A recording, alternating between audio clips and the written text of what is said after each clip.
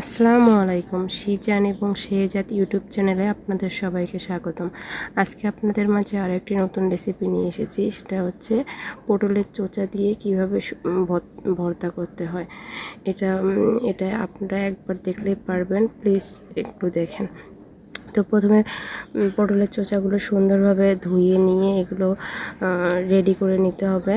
তারপর এগুলো ধুয়ে সুন্দরভাবে পরিষ্কার করে চুলায় বসিয়ে দিতে হবে। এতে একটু লবণ দিয়ে এটা আধা ঘন্টার জন্য ঢেকে, এটা যতক্ষণ সেদ্ধ হতে লাগে ঢেকে দিয়ে সেদ্ধ করে নিতে হবে।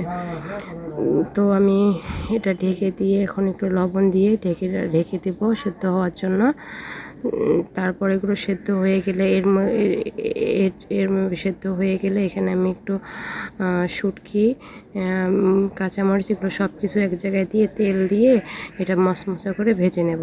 এখানে আমি ভেজে নিচ্ছি মশমশা করে, না হলে এটা সেদ্ধটা খেতে ভালো লাগবে না, মুখে টেস্টি আসবে না। এটা মশমশা করে ভেজে নিতে হবে যাতে আসলে খাবারটা অনেক সুস্বাদু লাগে।